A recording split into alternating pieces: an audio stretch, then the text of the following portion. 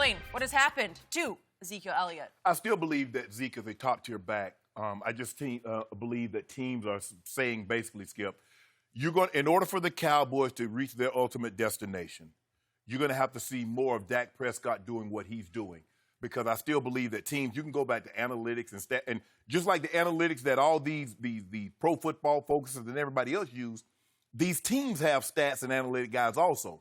And the analytics and stats show is that when you neutralize Zeke, that increases your opportunity or your chances to win against the Cowboys. Now, what we've seen is that teams have started to take Zeke away, and Dak is playing better. But he's going to have to do that for an extended period of time because since Zeke has gotten into the league, they've been run first. When Zeke run well, they win. And so Dak, you're going to have to see more of what we've seen from Dak against the last team, Detroit, in order for them to be successful moving down the road. Skip, look, when you look at these stats and they say Zeke is 24th, Skip, they factor in guys that's getting 5, because all you have to do is average like a little over 6 carries a game. Zeke, of the guys that are workhorse backs, the Leonard Fournettes, the Christian McCaffreys, the Carlos Hyde, the Chubb, the Zeke Elliott, Skip, he's like 9th. He's like 4.3. Now, unless you're Barry Sanders or Jim Brown, 4.3 you laugh at. Those guys are around 5. Everybody else that's in the 4.3, that's a damn good rushing average. Skip, you remember he was just slightly over that the year he got suspended and still led the league in yards per game. So that's where he is now. Last year he had 6 rushing touchdowns. This year he's already at 7. That's pretty good, isn't it, Skip? You like Tubbs, right? You don't like that? Okay. I don't. The most overrated stat in football, except in fantasy football, is the 1-yard touchdown. I remember that next time you say when Tom Brady has 3 of those on his resume in a football game. I remember you said that. Brag yeah, about you do. those. Yeah, you do. Skip, look. Zeke is a bell cow back, but he doesn't have, and I think what you've been seduced with, you see Christian McCaffrey, you see Saquon, they bang, bang, bang. Next thing you know, they're off 50. They're off 60 yards. Skip, that's really never been Zeke since he's been in the NFL. As I said, his rookie year, he had 4 runs or catches of 40 yards or more, and then he went 1.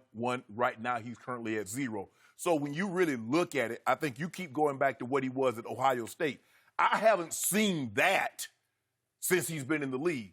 Now, I've seen the guy that rushed for 1,600 yards his rookie year and was on pace to probably do that or a little better his second year, led the league in rushing. But, Skip, it's a big deal now. You just don't lead the league in rushing every single year. And I think people are starting to have a false sense that, okay, he led the league in rushing his first 2 years. He just got a new contract, so just do it again. Eric Dickerson did not lead the league in rushing every single year. Only Jim Brown did. Or seemingly, I think he led it like 8 of the 9 years that he was in the league. Shannon, he's 8th in yards rushing this year. 8th. Oh, Skip. Do you know how many running backs there is? There are 32 teams. So I'm not concerned. And because, as Jason Garrett said, you see they still stacking the line. The week before, Jerry Jones says everybody and their mama knew that the Minnesota Vikings were not going to let Zeke Elliott run. So that's where you are. And if you're going to, if you, Skip Bayless, if your guy's what you said he is, Zeke should be inconsequential. You don't even need, as a matter of fact, bench Zeke and start Tony Pollard. That's what you should do if you're so confident Zeke is such trash and washed up like you said. Put Tony Pollard in the game. So I'm going to repeat what your opening remark was. Yes. But I'm going to preface it by reminding everyone Ezekiel Elliott is now by far the highest paid running back in this game. Ezekiel Elliott just got $50 guaranteed million to sign. You can't take it back. You can't cut it. You can't get rid of it. No. 50 locked in for Ezekiel Elliott. Okay. And you just said, I still think he's a top-tier back. Yes, I do. Really? Yeah. Talk about damning with faint praise. No, I still believe he's a top-tier back. You know what? I've been saying this for a month, and I'm going to double down right here, right now, because I am not seeing what you're talking about. And just to qualify myself, you're in the Pro Football Hall of Fame, but I learned my football from Bill Walsh and Tom Landry and Jimmy Johnson and even Barry Switzer, who perfected the college wishbone and was as great at gearing the running attack as anybody I've ever seen. So I know a little bit about what to see and not see on a football field. And I am not seeing that this is about 8 men in the box or defenses geared to stop Ezekiel Elliott. Because I'm going to remind you, Zeke led the league in rushing as a rookie when all they were doing was putting 9 men in the box to stop Ezekiel Elliott because nobody thought Dak Prescott could throw it a bit when he was a rookie. Right. All he did was win Offensive Rookie of the Year, but maybe it was just because of Zeke.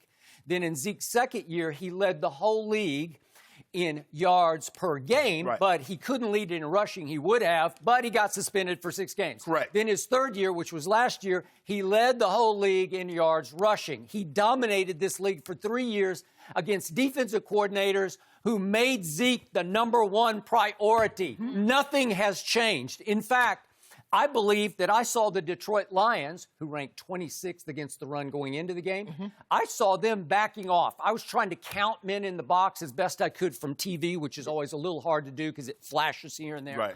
But I didn't see that much 8 in the box because I saw a Detroit defense just playing straight, just playing coverage because it is clear they have now morphed the Dallas Cowboys into a passing football team. Well, Skip, to your point, if you're telling me that that teams are going to play Zeke with coverage and not drop that 8th guy in the box, well, then maybe, yeah, it's over. Okay, all right. So something, which I'm about to get to, is very wrong with this Zeke because he looks very different to my eye. And look, I hope I'm wrong about this. I can't tell you because week after week I keep saying, okay, this is the bust-out game. This is the one where he just bounces back and says, I'm still Ezekiel Elliott. And all I see is that the $50 million man is giving us a lot of, by his standards, 50-cent games because those last 2 games are 50-cent games. Well, you know, Minnesota. Okay, that's 20 for 47 against Minnesota. And we know what happened at the end of the game when I believe Jason Garrett said, put the ball in Zeke's hands. We do. 2nd and 2 from the 11. Zeke, nowhere. 2nd 2, 3rd and 2 from the 11. Zeke, -3. Then throw it to Zeke on 4th down, incomplete. I hope you were right about this, that he's still Ezekiel Elliott. But this is what I'm not seeing from him. I'm not seeing him attack defenses with that rare athletic arrogance he used to have in the first 3 years, in which his body language said, I'm just better than y'all, you know what. You know what the word is, right? Yeah. Right? That's what he said. I saw a guy who played with contagious rage that turned into this sort of runaway joy when he kept reaching the end zone, in which he jumped in the Salvation Army pot or the whatever you call it. Kettle. Kettle, yeah. And I used to see a guy who would just explode up into the defense with the greatest body lean I've ever seen of any back ever. Jim Brown, anybody. Eric Dickerson, just fierce body lean where he exploded with some burst up into the defense. Okay. Was he an all-time breakaway back? Well, he ran 4.4 at the combine. That's pretty fast. Right. That's fast enough to be a breakaway back. And now I don't see that anymore because you look at what he's doing. In 10-plus yards of rushes this year, going for 10 or more, he's 8th. And in 20-plus yard rushes, he's tied for 32nd. He doesn't break away anymore. No, but Skip, he never broke away since he's been in the NFL. Like I said, you got seduced by looking at especially the last 4 games of his sophomore season, where he went to Michigan, Big Ten, Alabama, and Oregon. Yeah. But he's not been that since he's been in the league. So here's what, and again, I'm a psycho Cowboy fan, and I take it way too seriously and sometimes personally, but I live and die for these games, and so I'm all over it. I'm just absorbing every little nuance of the game. Okay. So what did I see against the 26th defense against the run, the Lions defense? They ran Zeke on 1st down 11 times in that game. Yeah.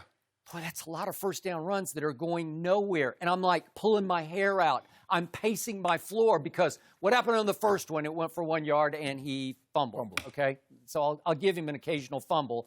But he went 11 times. It averaged 3 yards a carry, which is not good enough. In the last 4 runs, when you're trying to kill the clock and keep the ball away from Jeff Driscoll, I'm sorry I'm saying this publicly, but they could not stop Jeff Driscoll.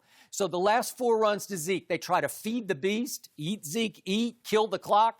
They go for 2 yards, 2 yards, 1 yard, and 0 yards. And if we could see the very last Zeke carry, because this is the one where you're backed up 1st and 10 at your 13, and they give it to Zeke to kill the clock, and that's a 0-yard gain. Skip, look at his offensive lineman. Okay, Look at the line of scrimmage. Okay, well, help me out. But that's so that came. Then the next play, they play action to Blake Jarwin, we all call Shannon Jarwin, and he gets 23 yards, and it kills the clock. And guess why he got that? Because they were so hell-bent on stopping Ezekiel Elliott. Okay, what was I saying in my little living room? I'm saying feed the beast. I wanted to see him go 3 straight carries for a first down.